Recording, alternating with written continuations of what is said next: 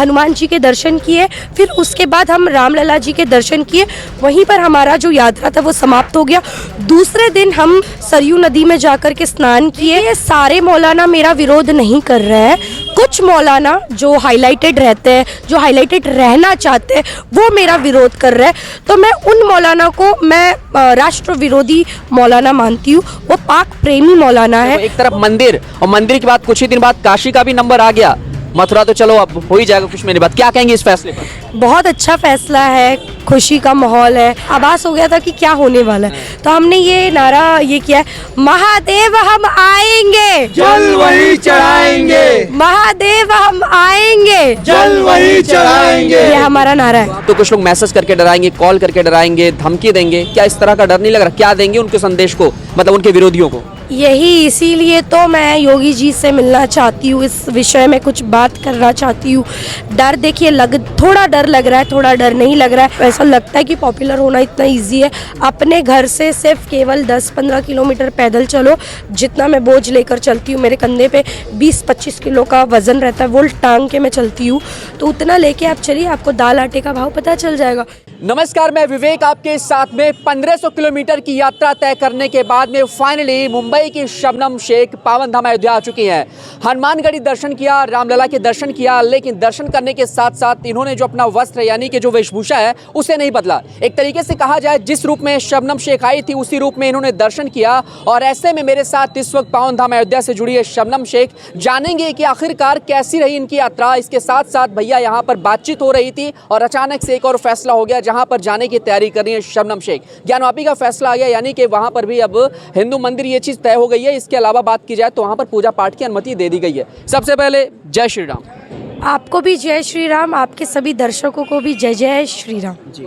सबसे पहले जानना चाहेंगे कि कब प्रण लिया था कि इतनी लंबी यात्रा करनी है, कैसे मन में ठान लिया? लोग तो मतलब सोच के ही हैरान परेशान हो जाते हैं, आपने कैसे इतना सब कुछ पूरा किया? देखिए, मैंने अपनी जो यात्रा थी मुंबई से अयोध्या पैदल यात्रा, वो मैंने 21 दिसंबर 2023 को किया और आज टोटल मुझे हो चुके हैं 42 डेज़। हालांकि जो हमारा यात्रा है वो समाप्त हो चुका है 41 डेज़ में ही, क्योंकि कल हमने हनुमानगढ़ी में सबसे पहले हनुमान जी के दर्शन किए, फिर उसके बाद हम रामलला जी के दर्शन किए।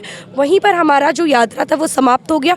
दूसरे दिन हम सरयू नदी में जाकर के स्नान किए, फिर अभी यहाँ पर जगत गुरु परमहंस महाराज जी के पास आए हैं।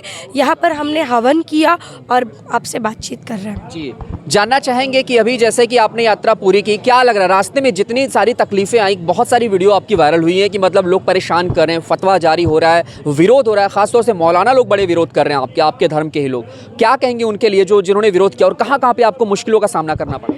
देखिए, सारे मौलाना मेरा विरोध नहीं कर रहे हैं, कुछ मौलाना जो हाईलाइटेड रहते हैं, जो हाईलाइटेड रहना चाहते हैं, वो मेरा विरोध कर रहे हैं।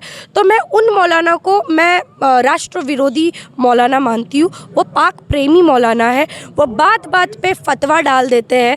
मुझे समझ नहीं आता भाई कि ये जो पाक प्रेमी इतने हैं, वो भारत में फतवा क्यों निकालते हैं? क्योंकि भारत में तो फतवे की कोई वैल्यू ही नहीं है।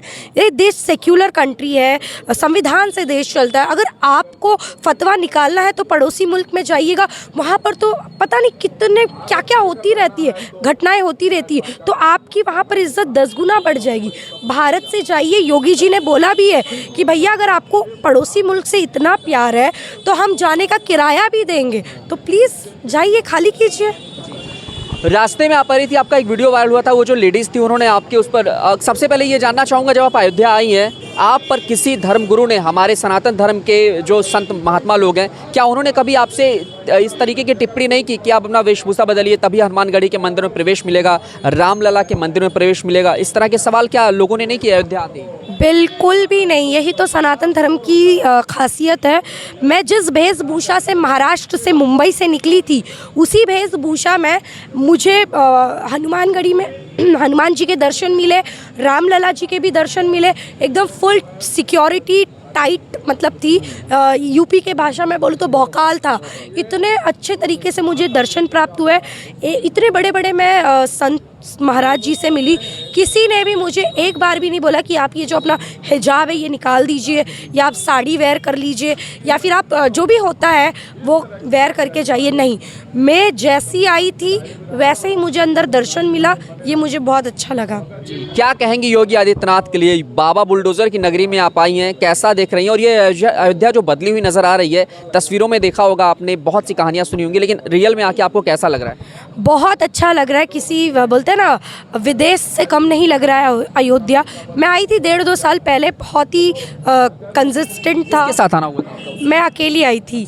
मेरे अंदर इतना उत्साह था कि मैं पता नहीं, मुझे ऐसा ना राम जी के प्रति इतना प्यार है कि मैं अकेले आ जाती हूँ, मुझे जहाँ मन करता है। तो बस मैं अकेले आ गई थी। मैंने देखा था पूरा जो सड़कें थे पूरा ख़राब था, कंस्ट्रक्शन का काम चल रहा था, धूल मिट्टी। उस टाइम पे सिर्फ हनुमानगढ़ी में ही दर्शन हो पाए थे, रामलला जी के दर्शन ही नहीं हो पाए थे, क्योंकि समय हो गया था तो बंद हो गया था, तो उस बात का दुख था। लेकिन मुझे उस टाइम पे दर्शन नहीं मिला था, लेकिन इस बार राम जी बैठे हुए मंदिर बन गया, एकदम भव्य दर्शन मिला उनका। दर्शन मिला। योगी आदित्यनाथ जी का सवाल मैंने किया, उनके लिए क्या कहेंगे? योगी जी के लिए? योगी जी उत्तर प्रदेश में ही प्रसिद्ध नहीं है भाई, महाराष्ट्र, पूरे भारत देश में वो प्रसिद्ध है। महाराष्ट्र में भी उनको बहुत लोग पसंद करते हैं। लोग यही कहते हैं कि भाई योगी जी जैसा मतलब मुख्यमंत्री चाहिए, ऐसे बोलते हैं। अब पॉसिबल तो नहीं है वो हर स्टेट के मुख्यमंत्री बने, लेकिन ये पॉसिबिलिटी है कि भाई वो ये इस चुनाव में प्रधानमंत्री नहीं, आने वाले समय में तो प्रधानमंत्री वो बन ही सकते हैं। तो प्रधानमंत्री तो पूरे भारत देश के रहेंगे, तो लोगों को बहुत ज़्यादा खुशी होगी और हमें भी। योगी आदित्यनाथ से क्या कहना चाहेंगे आप, अगर मैं पूछूं आपसे? योगी आदित्यनाथ जी से मिलना है, कुछ बातें हैं उनसे बोलनी है, क्योंकि मुझे उन पे बहुत ज़्यादा ट्रस्ट है, क्योंकि वो मुस्लिम महिलाओं के लिए बहुत काम करते हैं, मुस्लिम महिलाओं को आगे लाना चाहते हैं वो। तो इसीलिए मुझे उनसे मिलना है, उनसे कुछ बातें हैं सिक्योरिटी पर्पस जो सिर्फ मैं उनको ही बोलूँगी, तो मुझे उनसे मिलना है। बाकी हो नहीं पा रहा है, जाहिर सी बात है, वो इतने बड़े प्रदेश के मुख्यमंत्री है, वो बिज़ी होते होंगे, लेकिन आपके चैनल के माध्यम से रिक्वेस्ट है कि मुझे उनसे मिलना है बस। प्रधानमंत्री मोदी के लिए क्या कहेंगे? और बात की जाए तो जिस तरीके से योगी आदित्यनाथ ने काम किया है ये तो आपने बता दिया, लेकिन प्रधानमंत्री मोदी के लिए क्या कहेंगे आप? प्रधानमंत्री देखिए, प्रधानमंत्री नरेंद्र मोदी जी भारत में नहीं प्रसिद्ध है, पूरे विश्व में प्रसिद्ध है। ठीक है, उनके बारे में क्या ही कहना। अभी मैं गली गली से आ रही हूँ, रोड से, बाईपास से होते हुए आ रही हूँ, गांव से होते हुए आ रही हूँ। नज़र यही आ रहा है कि 2024 में वही आने वाले हैं। 500+ सीटें भी आएंगी, उनको हमने हवन भी किया है, लोगों का आशीर्वाद उन पे रहेगा। आचार्य जगत गुरु जी के पास आई, कैसे कांटेक्ट हुआ? और बात की जाए हवन पूजन में आपने क्या प्रण लिया है? 500 सीटों का प्रण लिया कि बीजेपी इस बार 500+ आएगी? बिल्कुल आएगी। ये मुझे ऐसे मिले कि जब मैं यात्रा कर रही थी, इन्होंने मेरी न्यूज़ देखी थी, तो ये खुद हमारे पास रास्ते में हमें हमारा स्वागत किया। उन्होंने रामलला जी का बहुत ही प्यारा तस्वीर उन्होंने हमें गिफ्ट किया, बहुत आशीर्वाद दिया, बहुत फूल मालों से स्वागत किया।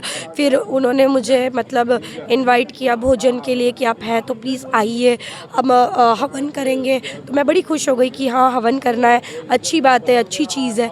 तो ऐसी मुलाकात हुई हमारी। सनातन धर्म से कैसे जुड़ा हुआ, कब जुड़ी, कितने सालों से जुड़ी हुई है सनातन धर्म से? ये जो प्रेम है आपका, ये मुझे लग रहा है कि मौलाना के लिए तो जहर बनता जा रहा है, लेकिन हमारे सनातन धर्म के लिए और देशवासियों के लिए एक सीख बनती जा रही है। तो क्या कहेंगे इस पर? देखिए, जहर तो उनके लिए बन ही रहा है, क्योंकि वो तो बनता ही रहेगा, क्योंकि कहीं ना कहीं वो भी समझ गए कि देश बदल रहा है। देश अभी एक बोलते हैं ना हिंदू राष्ट्र की ओर बढ़ रहा है, भारत राम राज की ओर बढ़ रहा है, और राम राज में हर किसी को इक्वल सम्मान, इक्वल दर्जा दिया जाता है। और सबसे बेहतरीन, सबसे बड़ा उदाहरण ये है राम राज का कि मैं राम जी के दर्शन के लिए गई, बीना मुस्लिम गर्ल, मुझे वहाँ दर्शन मिला, और हिजाब में गई थी, मुझे वैसे ही मिला। तो ये जो इक्वल सम्मान है वो अभी मिल रहा है, और उनको जहर इसलिए लग रहा है क्योंकि उनको ऐसा कहीं ना कहीं उनकी कुर्सी, जो वो मुसलमानों को डरा के रखते हैं कि ये कर दोगे तो ये हो जाएगा, वो कर दोगे तो वो हो जाएगा, ऐसे मॉडर्न ज़माने में भी तो कहीं ना कहीं मुसलमान अभी सोच रहा है, बदल रहा है, पढ़ लिख रहा है, और वो आगे बढ़ रहा है। जी, अच्छा, कुछ लोग ये भी कह रहे हैं सोशल मीडिया पे पॉपुलर होने के लिए शबनम शेख ने ये पूरा का पूरा कारनामा किया है। पहला ये है, और दूसरा बात की जाए कि अभी आगे की क्या जर्नी होने वाली है? आप अयोध्या आ गई, अगला क्या टारगेट है आपका? देखिए, पॉपुलर होना कोई आज के टाइम में बड़ी बात नहीं है। कोई भी इंसान कैसे भी होकर पॉपुलर हो सकता है। अगर आपको ऐसा लगता है कि पॉपुलर होना इतना इजी है, अपने घर से सिर्फ केवल 10-15 किलोमीटर पैदल चलो। जितना मैं बोझ लेकर चलती हूँ, मेरे कंधे पे 20-25 किलो का वज़न रहता है, वो टांग के मैं चलती हूँ, तो उतना लेके आप चलिए, आपको दाल आटे का भाव पता चल जाएगा कि फेमस होना है या नहीं होना है। बिना गर्ल कितनी चीज़ों का सामना करना पड़ता है। मैं सिर्फ ऐसे ही निकल गई राम जी का नाम लेके, मुझे नहीं पता था कि इतनी मीडिया कवरेज मुझे मिलेगी, मुझे नहीं पता था कि इतने सारे लोग मुझसे जुड़ेंगे। मैं तो बस 3 दोस्त थे, हम निकल गए अपना 4 दोस्त ऐसे राम जी का नाम लेके। तो कोई चीज़, हर चीज़ कोई फेमस होने के लिए नहीं की जाती है, बहुत सारी चीज़ें दिल से भी होती है। आखिरी 2 सवाल मेरा रहेगा। पहला सवाल ये, ज्ञानवापी का फैसला आ गया है। देखिए, आपने बताया कि भैया जल चढ़ाने जाऊंगी, और आपने जो नारा लगाया है, पहले नारा वो बता दीजिए, जो बड़ा पॉपुलर। देखिए, राम जी के दर्शन नहीं हुए थे, तब हम रास्ते में ही लगाते हुए जा रहे थे, क्योंकि हमें आभास हो गया था कि क्या होने वाला है।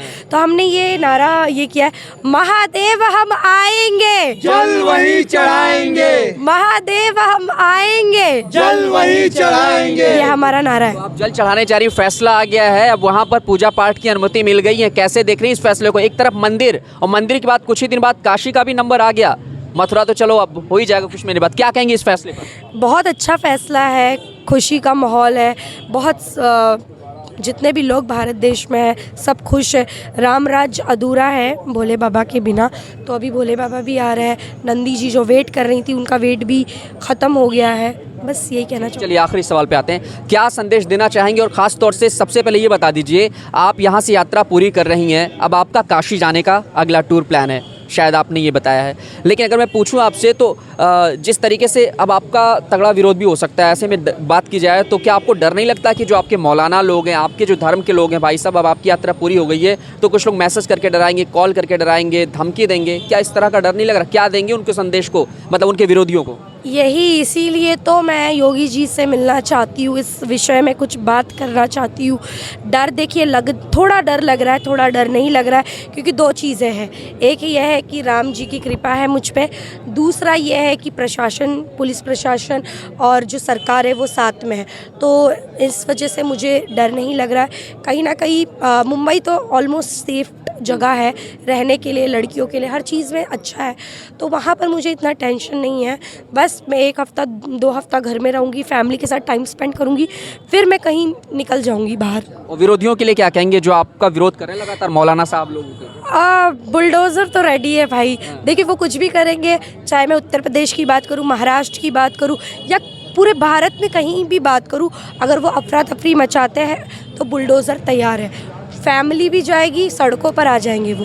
तो मैं यही बोलूँगी भाई, गलत मत बोलिए, गलत मत सोचिए, गलत मत करिए, अपना नहीं तो अपने फैमिली का सोच लीजिए। जय श्री राम। जय श्री राम।